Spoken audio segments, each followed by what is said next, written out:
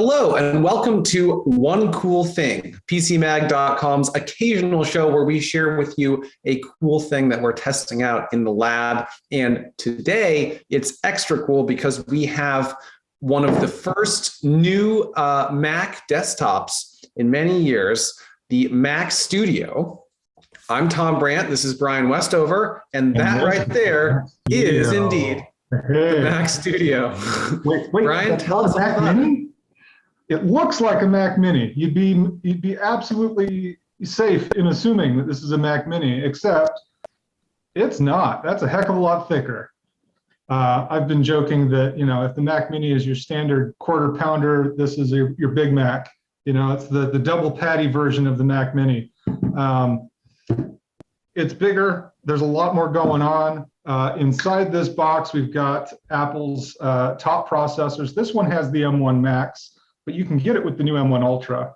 And then, as you can see, we got ports on the front, which the Mac Mini has not had in several years, and a great port selection on the back. Look at that. 4 Thunderbolt 4 ports, couple of USB, HDMI out. Coming from Apple, who rather famously likes to jettison ports, like a headphone jack. Having that many connections on one machine is fantastic, not just in terms of, hey, it's more for me to talk about, but it's more useful connections for people to actually use. Especially, it's good to see that rectangular USB Type A port on there. There's 2 of them, which is great for people who don't want to have dongles. It's probably matters less on a desktop than a laptop. It's still good to see. Yeah.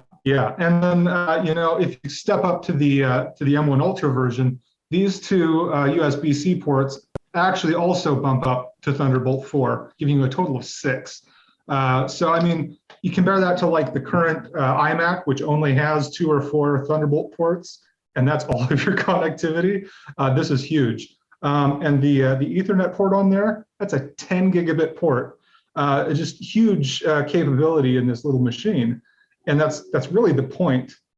They call it the studio because that's where they see it showing up, is in animation studios and software dev shops, and anywhere you need some real computing horsepower. This is the little Mac to get. This is a powerful little beast.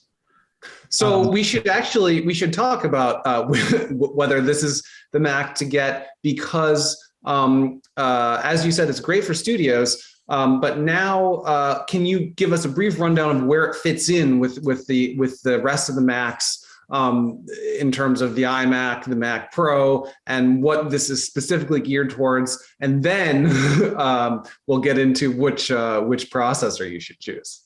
Absolutely.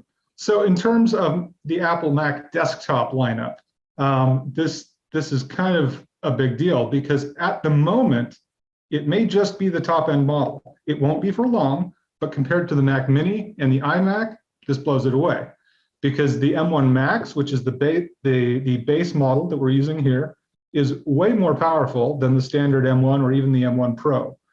And if you can trust Apple's numbers, the M1 Ultra currently tops the Xeon powered Mac Pro. Now, that we take with a grain of salt because they didn't provide a lot of contextual information there. But there is no doubt that it's a powerful machine that gives the current Mac Pro a run for its money in some respects. We don't know specifics. But here's the thing. The Mac Pro, in its current Intel-powered incarnation, probably not going to last much longer. It's a few years old at this point, and Mac has been working on transitioning away from Intel Silicon for a year and a half now, and they plan to be done by the end of the year. And there's just the one desktop left. So I expect we're going to see a Mac Silicon Mac Pro in the very near future, before the year is out. Probably right towards the end of the year, but soon enough. So in the meantime, though, this M1 Max or M1 Ultra powered Mac Studio is the desktop to get, unless you know that you're gonna, you don't need it right away and you're gonna wait for whatever comes out. This is gonna provide you a platform for pretty much anything resource intensive you want to do with a Mac. Yeah, I mean, using the M1 Max model that we have, I've been looking at things like using Logic Pro and Final Cut Pro. You know, these are not low quality programs. These are very processor intensive, graphics intensive programs, and they're running flawlessly. You know. Now, how does it compare? What? How does that compare to other? Do we have anything like a general sense of just how much faster this is? I mean, we've already tested the M1 Max in a laptop. Is this faster than that, or about the same, or we don't know? It's actually about the same most of the time. The big difference here is that this system seems to have more GPU cores than what we tested in the MacBook Pro.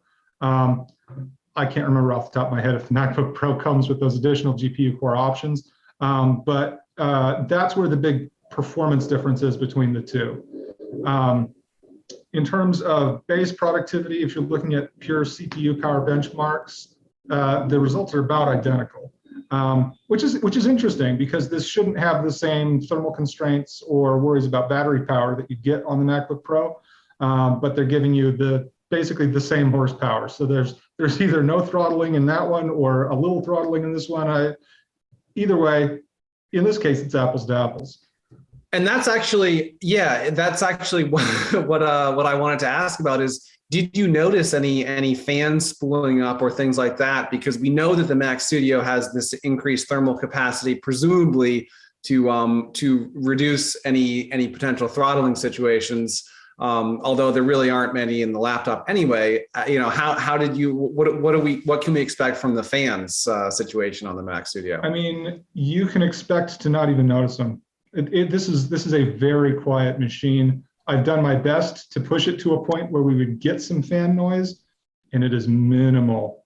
We're literally talking running 2 different media editing programs at once, which you'd never really be able to do. It's not usable, but just to get the CPU revved up that high.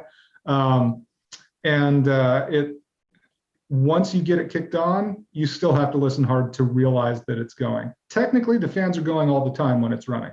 But to even hear them, you've really got to step up the muscle that you're using to really rev the engines, and it's still just quiet all the time. So we talked about processor, talked about ports, which all of those things sound great. What about can we talk a little bit more about how much you're going to spend and what the memory configurations are and what the storage is like? Yeah. So let me get my notes in front of me so that I know I'm quoting correct numbers here. Long story short, Mac Studio starts at $1999, so $2,000 for the base unit. Our model, which includes the increased GPU and has extra memory and larger storage. Ours is going for a little over $3,000. You can go up as high as 8 if you want the M1 Ultra. I almost said Max, and I'd be wrong. The M1 Ultra, you can bump this up as high as 128 gigabytes of memory. So matching the old Mac, the old iMac Pro, 128 gigs memory. And you can go as high as 8 terabytes of local SSD storage. So when you've maxed it out, the top spec Mac Studio, $8,000. But that's just for the desktop. This is still, I mean, this is what you get. It's this and a power cord. So you still need to supply a display, keyboard, mouse. Apple offers all of these things and actually has some handy Apple Studio stuff to go with it, to give you a complete package that not only works together, but looks nice together too. The big one being the Apple Studio display.